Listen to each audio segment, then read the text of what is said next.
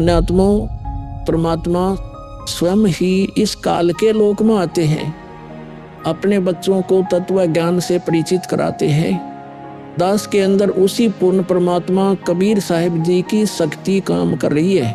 आप सभी पुण्यात्माओं को काल के जाल से निकालने के लिए परमात्मा इस पृथ्वी लोक में फाल्गुन शुक्ल पक्ष एकम विक्रमी संवत 2053 9 मार्च 1997 रविवार के दिन आए और सार नाम व सार शब्द खुल कर देने का आदेश दिया, जिससे आप सभी का मोक्ष हो सके। इसके बाद इस आध्यात्मिक ज्ञान के प्रचार प्रसार में बहुत तेजी आई और आज आप सभी पुण्यात्माओं को अपने निज घर की और परमात्मा की पहचान हो पाई। 600 साल पहले परमात्मा को ना पहचान कर हम काल के जाल में धोखे से रह गए थे। अब की बार दास को आम संत समझकर धोखा मत खा जाना। यदि आप इस परमात्मा के तत्व ज्ञान से पूर्णतः परिचित हो चुके हो तो दास के इस इशारे को समझकर अपना उद्धार करवा लेना और अपने अन्य भाइयों बहनों को भी कबीर परमात्मा का यह सच्चा मार्ग समझाना। दास को कबीर परमात्मा का मिलना आप सभी के जीवन के कल्याण का कारण बन रहा है। आपको अब उस दिन की घटना के बारे में बताता हूँ। ये सत्य घटना उस दिव्य प्रसंग की है जो आज तक केवल एक रहस्य था। वो रहस्य सालों पश्चात अब आपके सामने प्रस्तुत होने जा रहा है। संत रामपाल जी महाराज जी के जीवन का वो महत्वपूर्ण दिन जिसके विषय में उन्होंने आज तक भक्त समाज के समक्ष केवल सांकेतिक और आंशिक वर्णन किया था, अब उनकी आज्ञा से वो दिव्य प्रसंग विस्तार से प्रस्तुत हो रहा है। ये प्रसंग उस दिन का है जिस दिन संत रामपाल जी महाराज जी को कबीर परमेश्वर जी स्वयं इस धरातल पर आकर मिले थे। हे गुरुदेव राम देवानंद जी महाराज, ना जाने आपने इस दास में क्या देखा कि आपने इस दास को इतनी बड़ी जिम्मेदारी दे दी। अपने बाद मुझे गुरु पद पर बैठा दिया। ये दास अपनी आखिरी सांस तक आपके द्वारा दिया गया जगत कल्याण के मार्ग और मोक्ष के कार्यों को पूरा करने के लिए समर्पित रहेगा। परमात्मा का सत्य ज्ञान और सच्चा मंत्र हर घर तक पहुंचा के छोड़ दूंगा, फिर चाहे कुछ भी बीते मेरे साथ। ये दास आजीवन परमात्मा के मार्ग में कार्यरत रहेगा। ये फाल्गुन शुक्ल पक्ष एकम विक्रमी संवत 2053 9 मार्च 1997 रविवार की बात है। संत रामपाल जी महाराज हरियाणा के झज्जर जिले के एक झाड़ली कस्बे में गरीबदास जी महाराज जी की वाणी का पाठ करने गए थे। वहां किसी कारणवश पाठ रद्द होने की वजह से वे वापस आ रहे थे। वहां से लौटते समय संत रामपाल जी महाराज कबीर परमात्मा की याद में मग्न अपने दुपहिए वाहन पर सवार वापस लौट रहे थे। संत रामपाल जी महाराज स्कूटर को रास्ते में एक चाय की दुकान के पास रोक देते हैं। राम राम महाराज जी। राम राम भगत जी। महाराज जी चाय समोसा लगा दूं? हाँ भगत जी लगा दीजिए।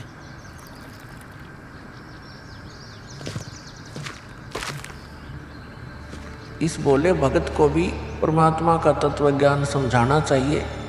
भगत जी, कबीर परमात्मा की भक्ति करनी चाहिए। मनुष्य जीवन हमें सिर्फ इसीलिए मिलता है। मानुष जन्म दुर्लभ है ये नलन बोरे, जैसे तरवर से पत्ता टूट गिरे वो बोर न लगता ढोरी। भगत जी, इस काल लोक का कोई भरोसा नहीं है, न जाने कब किस पर क्या बिजली गिर जाए। इसलिए कहता हूँ आपको कि कबीर परमात्मा से जुड़ जाओ, नाम दीक्षा लेकर अपना कल्याण करवा लो। वो कबीर परमात्मा यह भी आपकी और आपके परिवार की रक्षा करेगा और मृत्यु के बाद सीधा मोक्ष को प्राप्त कर जाओगे। ठीक कहते हो महाराज जी। हे कबीर परमात्मा, ऐसे गंदे लोक में जहाँ आदमी की जिंदगी का पल का भरोसा नहीं, व्यक्ति यहाँ जी कैसे रहा है ना जाने कब क्या हो जाए, कब कौन सी बीमारी हो जाए, कब दुर्घटना हो जाए, कब कोई संसारिक आपदा आ जाए। दाता, आपकी भक्ति के बिना यहाँ किसी को ना सुख मिल सकता है और न ही मोक्ष। ये बात ये बोले जीव कब समझेंगे? आखिर ये अज्ञान अंधेरा कब दूर होगा दाता? आप ही दया करेंगे कबीर परमेश्वर। ये बोले जीव तो अपना जीवन आपकी भक्ति के बिना व्यर्थ ही कर रहे हैं। चाय पीने के बाद संत रामपाल जी महाराज मातन हिल की तरफ निकल पड़ते हैं। बिन उपदेश अचंभ है, क्यों जीवत है प्राण, और भक्ति बिना काठोर है, ये नर नहीं पाषाण। आगे चलकर संत रामपाल जी महाराज स्कूटर को एक पुलिये के पास रोक देते हैं। इस पुलिये की खास बात ये थी कि संत रामपाल जी महाराज जी ने इस पुलिये को सिंचाई विभाग में जूनियर इंजीनियर रहते हुए स्वयं बनाया था। क्योंकि यह पूरा क्षेत्र जंगल नुमा था, इसलिए संत रामपाल जी महाराज जी को इस पुलिये पर बैठना बहुत अच्छा लगता था और नौकरी के दौरान वो इस पुलिये पर बैठकर परमात्मा की याद में खो जाया करते थे। हे दयालु कबीर परमात्मा, आप जी हम नीचों के लिए 600 वर्ष पहले एक धानक रूप धारण कर इस गंदे लोक में 120 वर्ष तक रहे। आप जी को गर्म तेल के कढ़ाई में डाला गया, खूनी हाथी से मरवाने की कोशिश की गई, दरिया में डुबोकर मारने की कोशिश की गई। आप जी को बदनाम करने हेतु झूठी चिट्ठी डाली गई।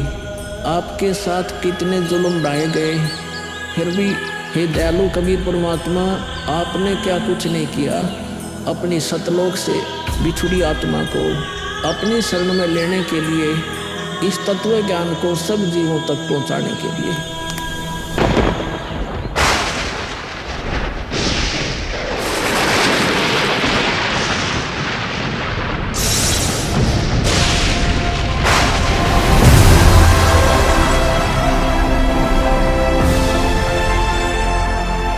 साहेब कबीर आजा आत्मा तोए पुकारती, तेरे हाथ में चाबी हो सतगुरु सतलोक द्वार की।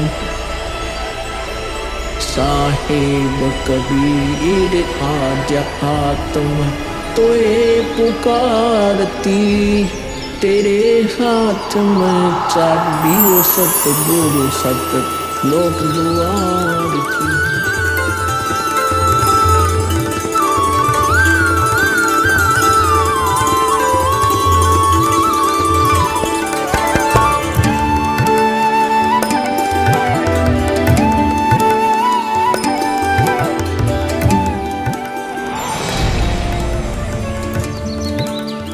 राम राम भगत जी। राम राम। आओ भगत जी बैठिए, खड़े क्यों हो? संत रामपाल जी महाराज अपने परने को पुलिया की दीवार पर बिछा देते हैं और महात्मा जी से बैठने का आग्रह करते हैं। कहाँ से आए हो बेटा, क्या करते हो? भगत जी, वैसे तो मेरा गांव धनाना है, जिला सोनीपत में पड़ता है। अब एक छोटा सा मकान बनाकर रोहतक में रहता हूँ। जूनियर इंजीनियर था, लेकिन अब नौकरी छोड़ दी है।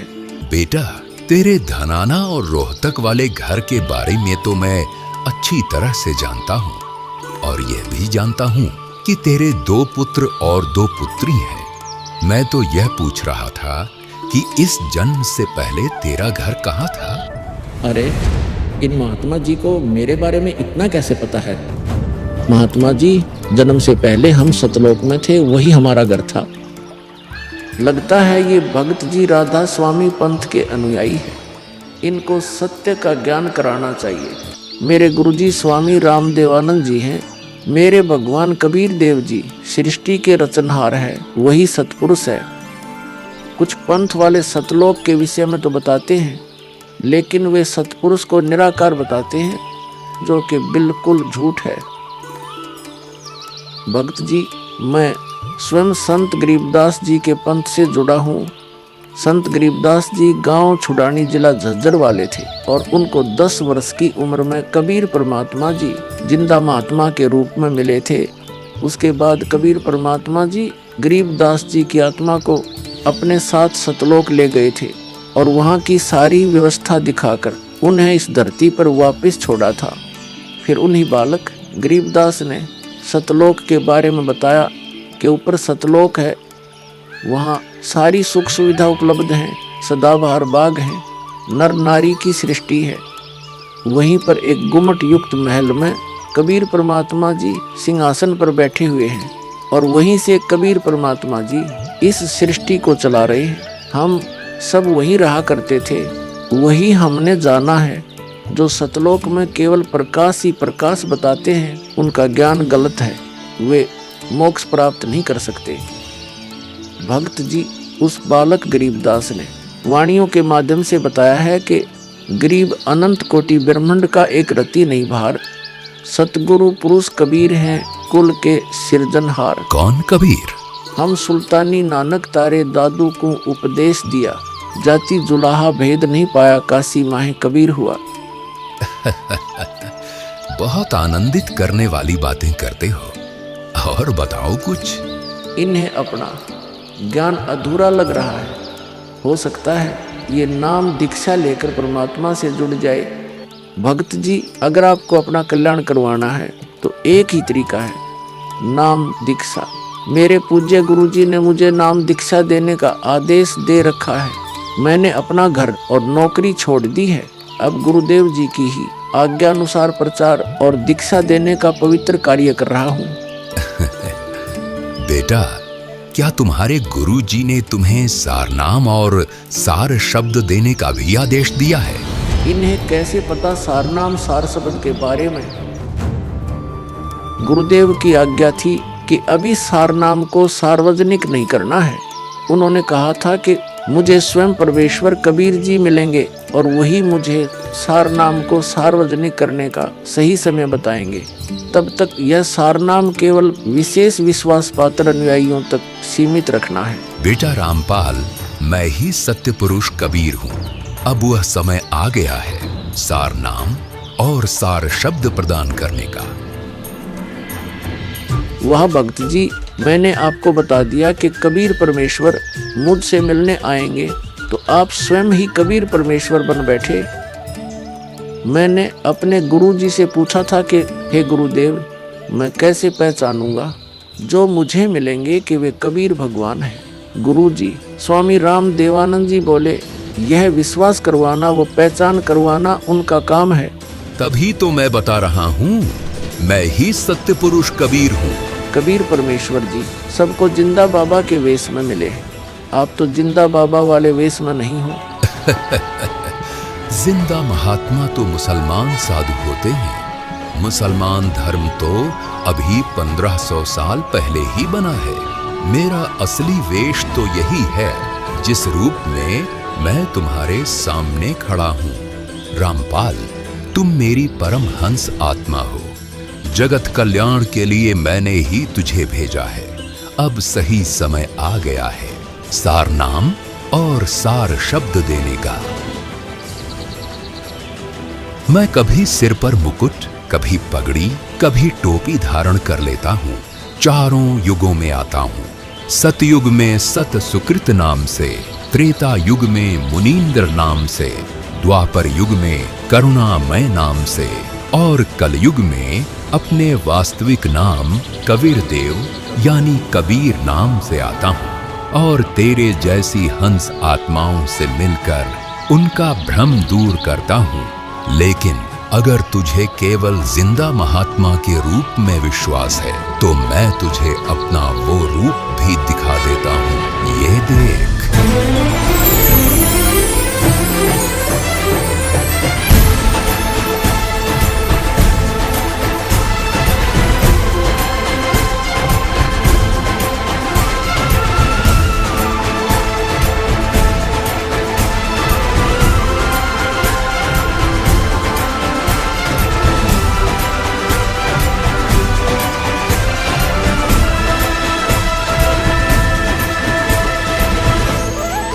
हे परमेश्वर, मुझे क्षमा कर दीजिए।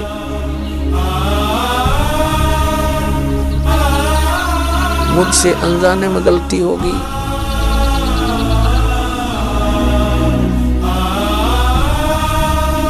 आपने मुझे साक्षात दर्शन दिए और मैं आपको पहचान न सका। मुझे क्षमा कर दीजिए परमपिता। बेटा रामपाल, अब वो समय आ गया है जो मैंने धर्मदास को कहा था कि कलयुग बीते 5500 पांचा, तब यह वचन मेरा होगा साचा। यानी जब कलयुग 5505 वर्ष बीत जाएगा, तब मैं खुद इस धरातल पर आऊंगा और अपने बच्चों को तत्व ज्ञान समझाकर इस काल लोक से सतलोक ले जाऊंगा। बेटा रामपाल, तुम मेरी परम हंस आत्मा हो। अब इसके आगे बेटा, मैं ही तेरे रूप में सारी लीला करूंगा और यह तत्व ज्ञान अपने बच्चों को बताऊंगा, उन्हें सतलोक की राह दिखाऊंगा।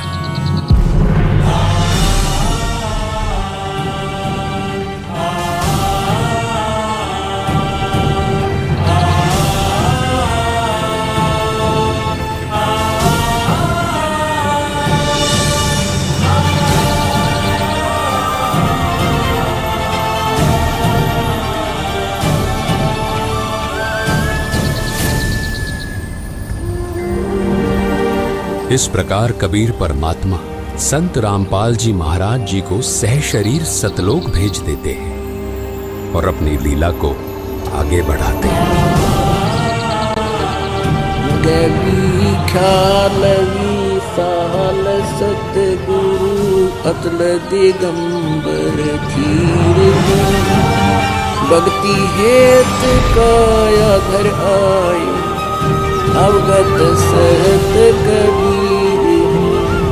भक्ति हेत काया घर आए अवगत सहत कबीर। अमर करूं सतलोक पठाऊं तात बंदी छोड़ कहाऊं।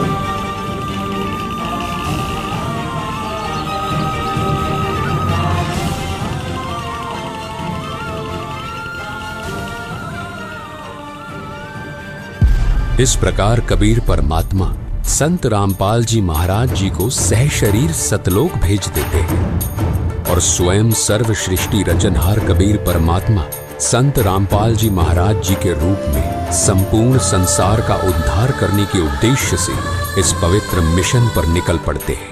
संत रामपाल जी महाराज जी के रूप में कबीर परमात्मा स्वयं को छिपाए हुए हैं।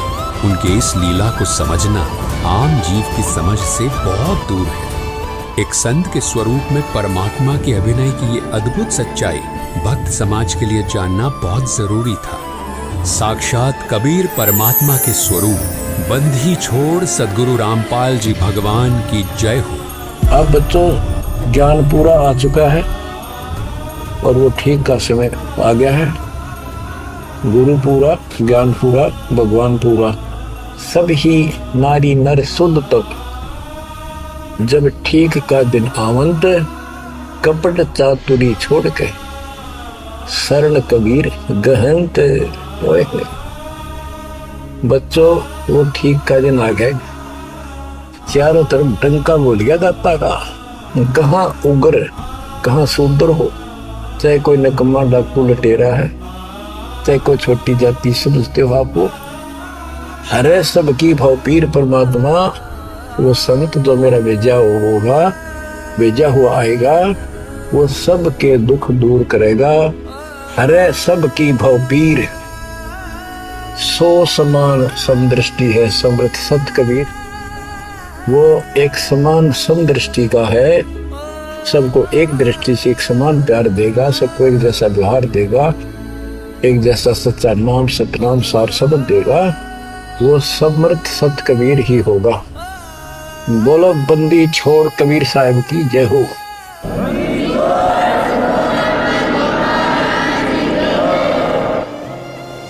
आपके मोक्ष के लिए परमात्मा ने कसर नहीं छोड़ रखी।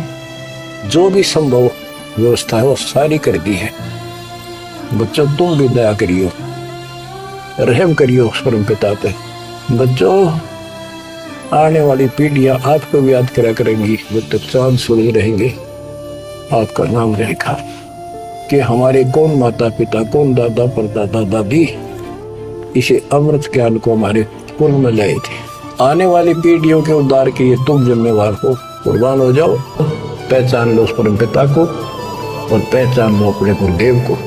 परमात्मा आपको मोक्ष दे, आपको सद्बुद्धि देकर रखे, आपको भगवान की याद बनी रहे, सतलोक याद रहे, काल का कष्ट भी याद रहे, यहाँ भी सुखी रहो, सतलोक में सदा सुखी हो जाए। ये दास का आशीर्वाद है। सत साहिब।